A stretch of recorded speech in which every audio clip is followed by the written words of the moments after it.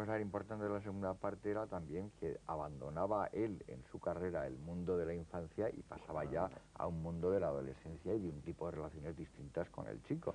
A ver, es que realmente en ese sentido la mejor táctica, dado que es maravilloso lo que hay, es intentar olvidarte del otro, pero cada vez que te acuerdas, la verdad es que da muchísima rabia.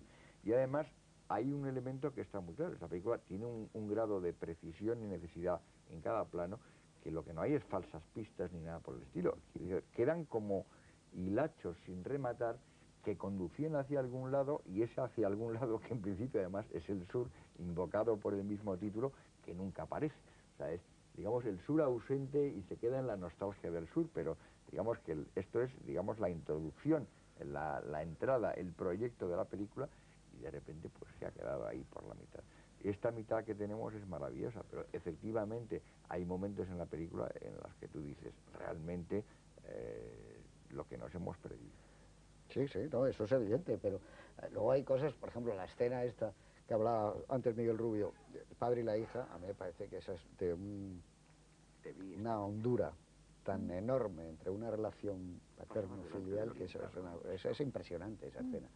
Probablemente por cómo está hecha, mucho más a lo mejor porque los diálogos pueden ser equiparables a otras películas, pero si os habéis dado cuenta, los planos contra planos no están cerrados, sino que siempre están muy abiertos, como hay una especie de separación. Claro, están absolutamente abiertos y él compone muy bien con el sitio ese que está muy bien elegido, porque claro, hay una virtud que yo creo que él ha ido ganando de una película a otra, o de muchas películas que no ha hecho hasta que ha llegado a esta, como tú decías, y es que compone tanto en interiores como en exteriores de una forma verdaderamente magistral. La vista de Ezcaray al atardecer es como la vista de Delft, pero los interiores son como los interiores cuando Vermeer saca al astrónomo o saca a la señora leyendo la carta. Es decir, que hay una especie de secreto tan grande en una cara como en un paisaje, que eso sobrecoge, porque a mí me parece que eso es lo que tiene una verdadera obra maestra, que te pone incluso nervioso porque no la puedes atrapar, porque nunca vas a poder dominar el sur, nunca vas a poder conocer exactamente el sur, y eso me parece a mí que es lo grande de esa obra, se te escapa que del te escapa, continuo, que es inabarcable, ¿no? Y como toda obra maestra, permite una visión continuada y siempre con el mismo placer, con el añadido de que además descubrirás algo que antes no habías visto. Alguna cosa más, sí. No, pero Esto por es una ejemplo, cosa. recordando la escena que tú dices es magistral, la de la comunión, fijaros cómo nos lo prepara. Fijaros cómo este tipo, que se llama Víctor Erice, amigo nuestro, lo prepara. Cuando primero llegan, toda la secuencia completa, es decir, la espera, la llegada de la abuela y de Milagros, la criada que hace Raquel Aparicio, la conversación con ella, va a hacer la primera comunión cuando la están preparando, se oyen tiros, echa a correr, ese plano es absolutamente magistral, cuando echa a correr abre una puerta mira hacia el exterior, sigue oyendo tiros y se ve un monte absolutamente pelado, un monte a la vez, es decir, un monte ahí y se oyen los tiros, es decir, nos está cargando de emoción para esa escena. Es decir, de pronto la niña hace la primera comunión y descubre a este laico, probablemente ateo, a este hombre que no tiene nada que ver con la iglesia, escondido en la parte de atrás, lo ve, ella se ilumina y de pronto viene la escena de la conmemoración. Es decir, es esa manera de contar, lo que es en Víctor Erice absolutamente impresionante. Esa manera de mirar. Y nuevo, es decir, yo pienso que es nuevo, es decir, esa manera de contar que tiene mucho que ver, yo creo también porque, y en eso le doy la razón, bueno, por supuesto que tienes toda la razón, Miguel, en que no es un cineasta que solo cuente con el cine. Es decir, yo creo que lo que tiene la ventaja es que tiene una profunda cultura de montones de cosas. Es decir, por tanto, a él no le satisface imitar a un cineasta, hacer un plano como, una secuencia a la manera de... Es decir, ahí está todo imbuido de secretos. Por ejemplo, ¿cómo narra este hombre unos recuerdos, unas memorias, un carné de notas que escribe esta mujer después, en La voz maravillosa de María Mas? ¿Cómo la cuenta? Es decir, parece que nos está pincelando. A mí me recordaba mucho, y por eso yo decía que iba a hacer una referencia, pues hay una película de Truffaut, en alguna de las películas se parece a Truffaut, es decir, ¿en cuál?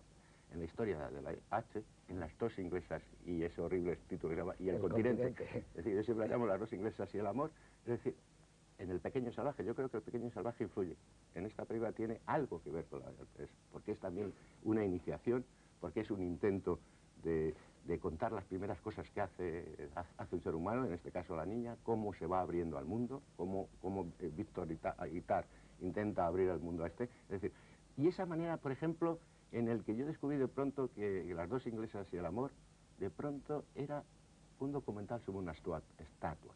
Es decir, cómo este tipo, que era un escultor, de pronto, ¿os acordáis aquel plano que se ve la escultura de Rodin, el Rodin y tal, dice, si lo que me está contando es la historia de estos dos, como si lo estuviera cincelando como hace un escultor. Y eso es lo que me parece admirable de esta película. Esta película está como cincelada, o si queréis también como pintada. Es decir, es como una serie de retablos de pintura que a la vez, lo que pasa es que hay un transcurso interior, que es como un río subterráneo, que nos va contando una historia maravillosa, y es ahí en la que echamos de menos, porque claro, tenemos necesidad de saber qué va a pasar con esta chica que sabe la vida. Por ejemplo, ese momento final de ella que dice, ya no le volveré a amar, le deja allí solo, abandonado, es decir, ya no volví a hablar con él, es decir, el padre en la escena del hotel. Es decir, ¿por qué? ¿Qué pasa ahí? Es decir, ¿qué le va a pasar a este ser humano? Es decir, eso es lo que nos está contando. Entonces, yo insisto mucho en que cuando le conoces bien, ha visto que está muy interesado por todo. Es decir, el cine es su gran pasión, como es seguramente nuestra gran pasión, pero que en él hay montones de cosas subterráneas, de pensamientos sobre estructura, sobre el arte, sobre la estética, sí, claro, sobre la moral mucho, que le hacen que tenga esa cosa tan cálida y tan realmente apasionante, que es sus películas. Las Tú 3 y decías, por media. ejemplo, lo de la pintura. Hay un momento en la película que a mí me parece que es de los mejores, que es Homero Antonetti tumbado en esa cama cuando le avisan de que el tren va a salir. Eso es como si fuera ya realmente un cuadro y que empieza a cobrar vida suavemente. Y entonces aquello se empieza a recuperar de la pintura para el cine, del cine para la vida.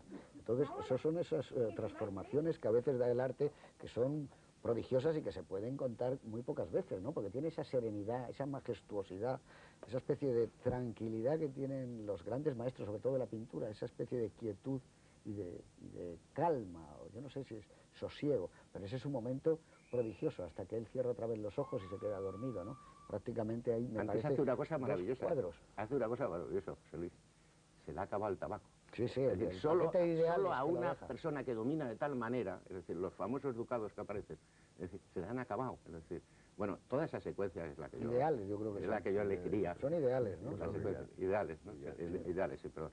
Ideales, es decir, y al final no tiene tabaco, es decir, nos ha dado todo el transcurso de una noche, toda una crisis tremenda, vamos a adivinar qué va a pasar con él, es decir, solo con una serie de imágenes. Yo creo que esa secuencia es la que yo elegiría. Pero el gran talento y el cine que rezuma cada cosa que él hace y que la tiene perfectamente asimilada, hace que esa secuencia, siendo la habitación, la penumbra, está enriquecida de una forma magistral por el mundo sonoro exterior. Claro. Ahí está. Es un hallazgo de José Luis Alcaine y de él. Pero el mundo exterior supongo que será... El frío.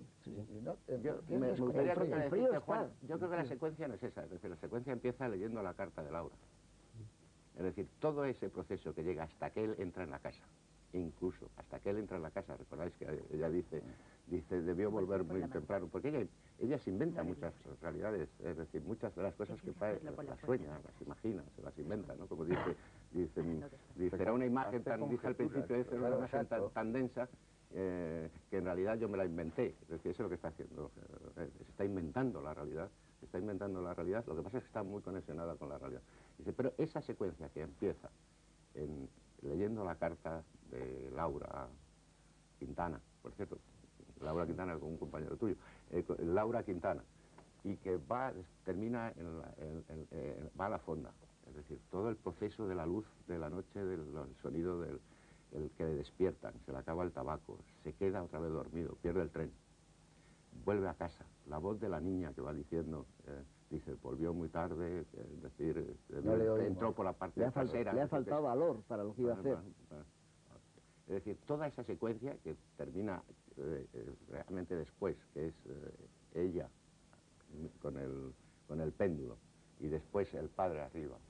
¿Recordáis que el padre arriba, ella que está en un balancín, los dos se miran, él está inquieto en la parte de arriba, en el desván, se miran y dice, bueno, dice, es absolutamente admirable cómo va jugando con una serie de elisis y cómo nos va cogiendo como trozos de la noche. Yo no sé cómo decir esto cuando digo lo del eso, es decir, como trozos para contarnos una historia y para emocionarnos de esa manera. Es decir, eso yo no lo he visto a nadie. Sí, yo creo que eso que dices tiene que ver con un par de equívocos que hay sobre Víctor. Que es decir, Víctor, aunque tiene fama de que es como muy abstracto y toda esa historia, porque es muy sobrio y muy austero, y por otra parte, hasta parece que es un hombre que no cuenta historias, lo que ocurre fundamentalmente es que es un grandísimo narrador, es un muy original narrador, y que lejos de ser un cineasta minimalista, como alguna vez se ha dicho, usa absolutamente todos los recursos. Utiliza la luz como pocas veces en el sonoro se ha utilizado, y es un lado en el que enlaza con el mudo. Utiliza la pintura, porque la pintura aporta efectivamente composiciones, mezclas de colores. Utiliza el sonido también de una forma totalmente deliberada. Utiliza un poco todos los recursos posibles y, claro, luego hay esa imagen de que es un cineasta, como si dijéramos, frío, cuadriculado y súper austero.